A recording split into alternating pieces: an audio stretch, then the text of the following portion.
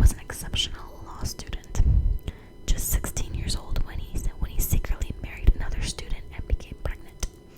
When the girl's father found out, he demanded that she annul her marriage and give up the baby for adoption, so that's how he got adopted.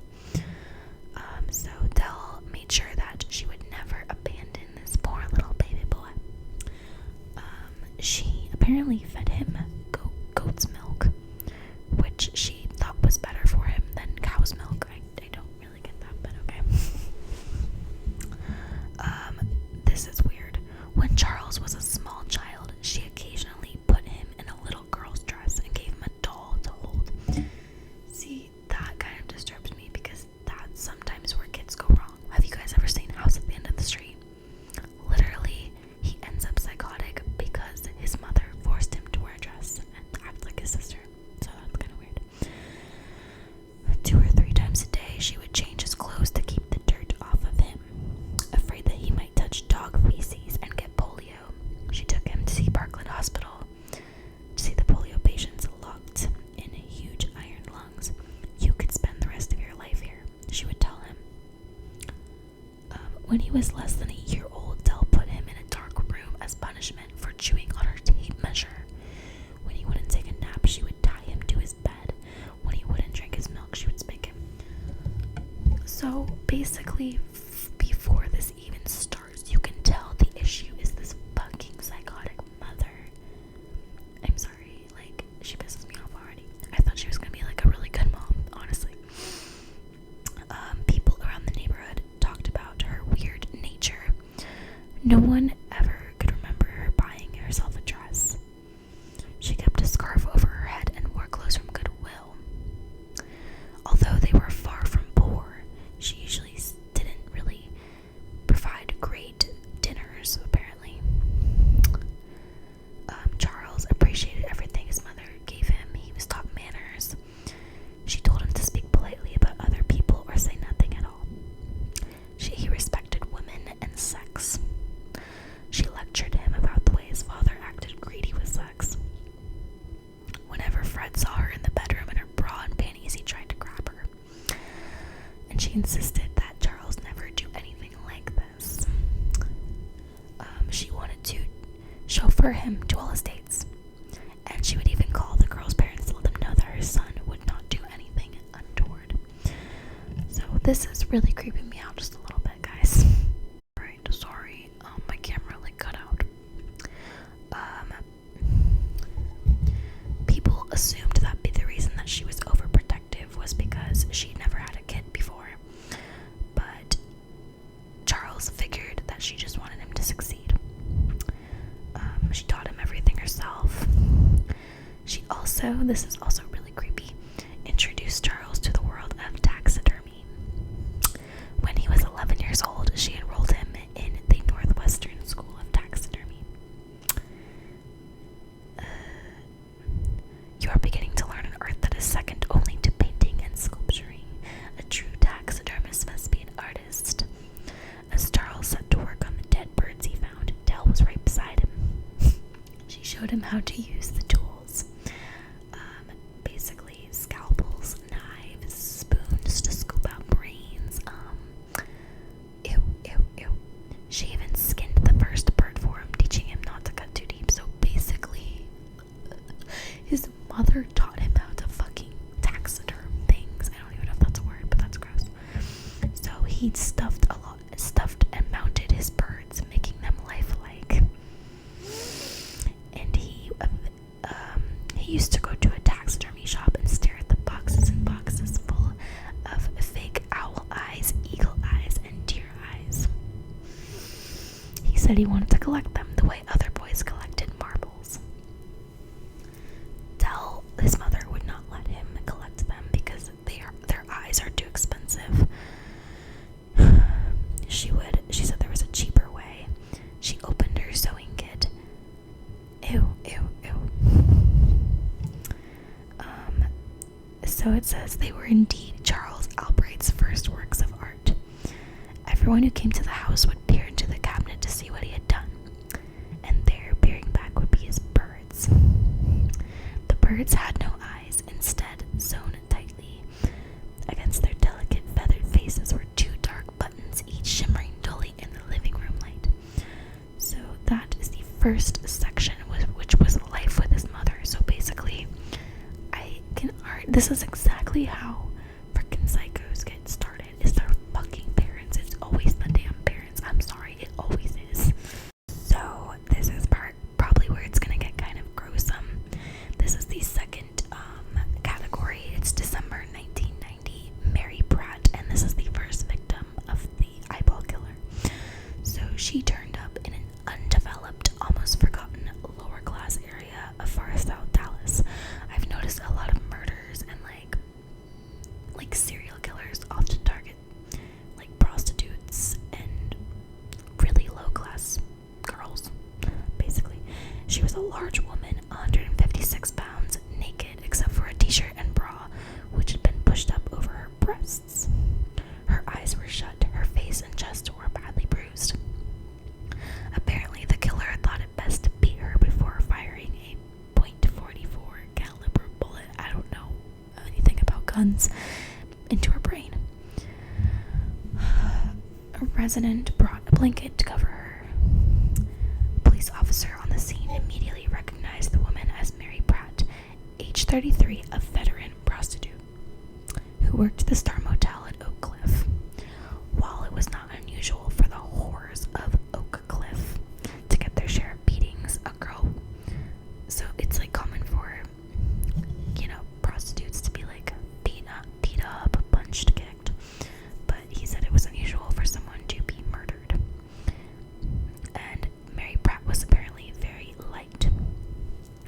She rarely had any extra spending money. The money she usually got went for drugs.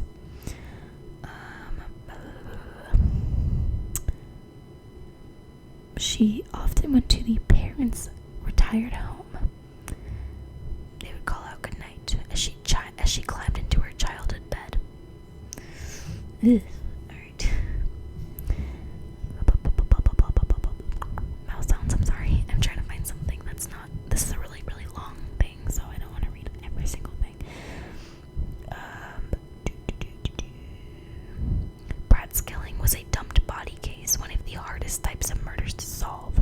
She'd obviously been killed in one location and dumped somewhere else. There were no witnesses to either the killing or the dumping, no murder weapon, little forensic evidence, no fingerprints, and no apparent motive.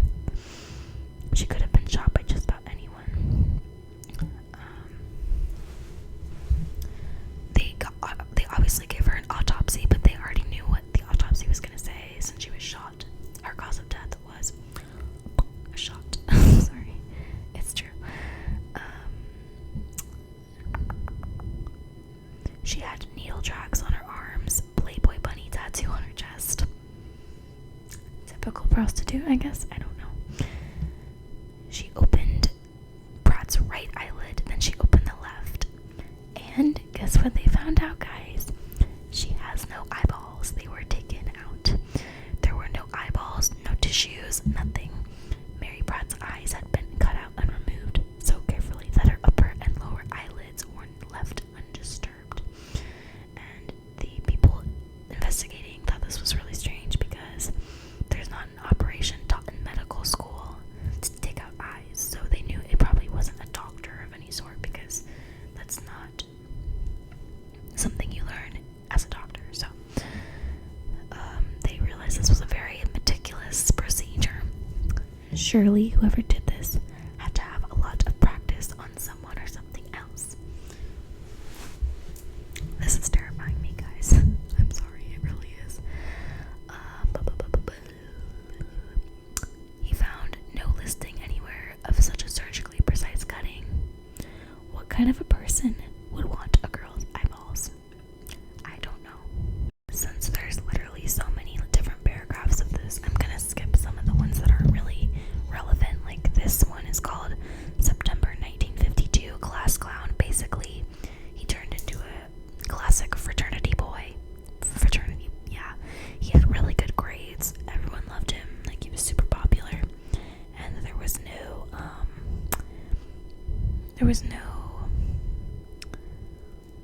sign that he was the killer, so he wanted to go to medical school and become a surgeon. was also known as the class clown.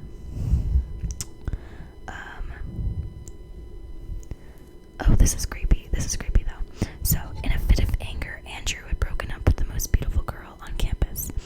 This is one of his best friends, Andrew. After the separation, he tore up several photographs of her and threw them in a trash can in his dorm room. Weeks later, Andrew got a new girlfriend and asked her for a photo. One night, while Andrew was staring at his new girlfriend's picture, he realized that something was wrong. He looked closer. It seemed that her eyeballs had been cut out and replaced with the eyeballs of his old girlfriend. There, and he looked up at the ceiling. There, staring down at him, was another pair of his old girlfriend's eyeballs. More eyeballs were set in the men's bathroom down the hall. No matter where Andrew turned, he was confronted by the sight of his old girlfriend's almond-shaped eyes. I just had to add that because that's really, really creepy. Creepy little side story in there.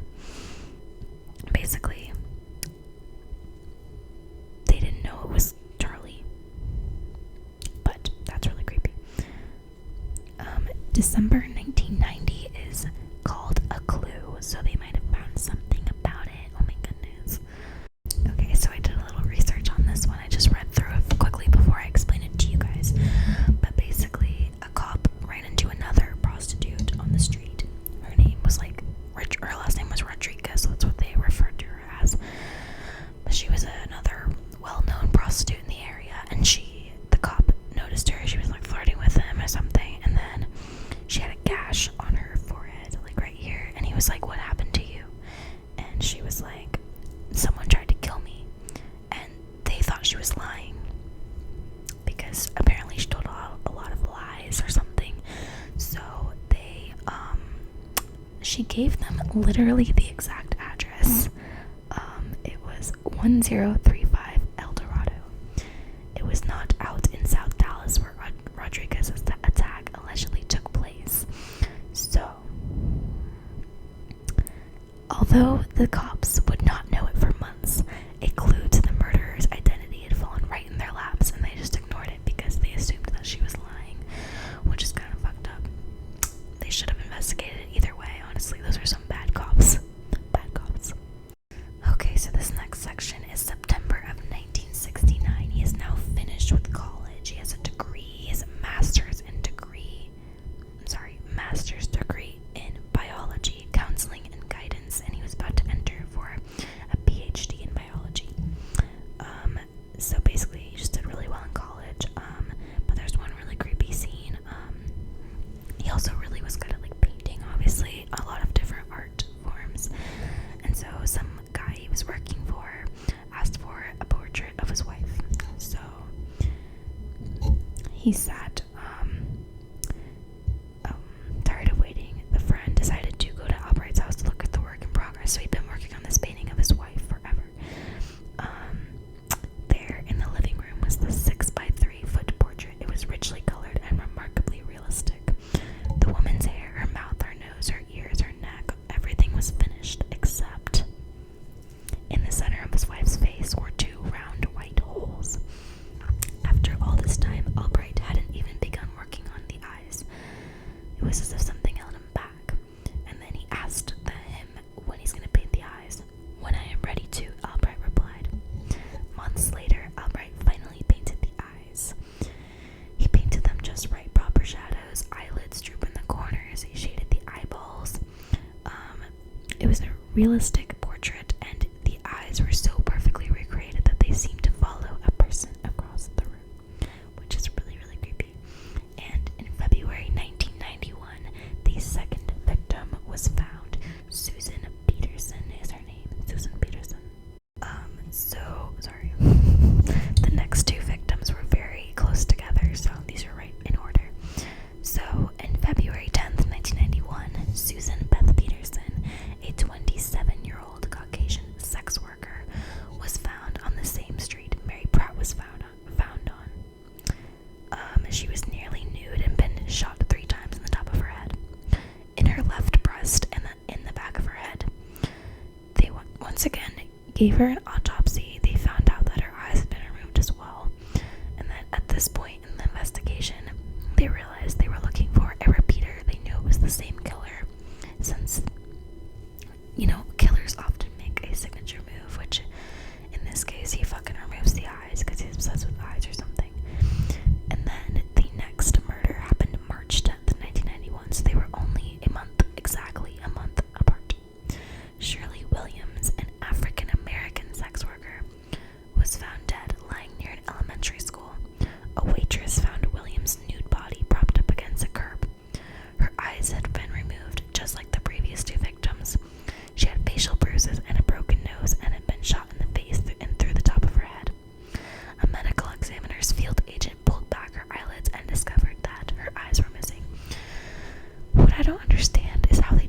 all these gunshots?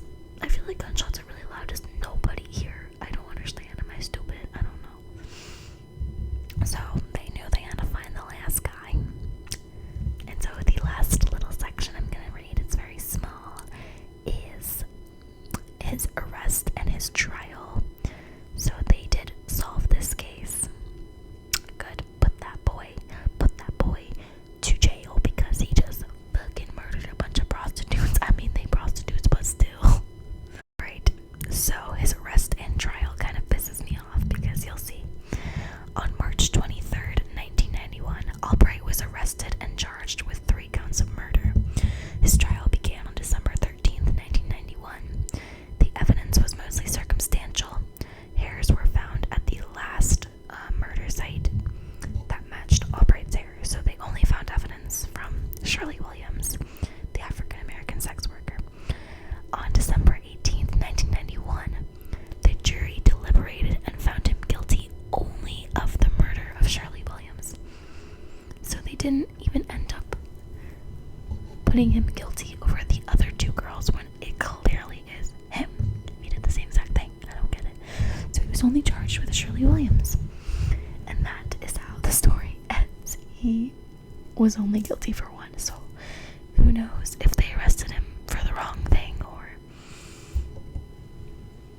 God fucking knows, honestly. He definitely probably committed the other 2.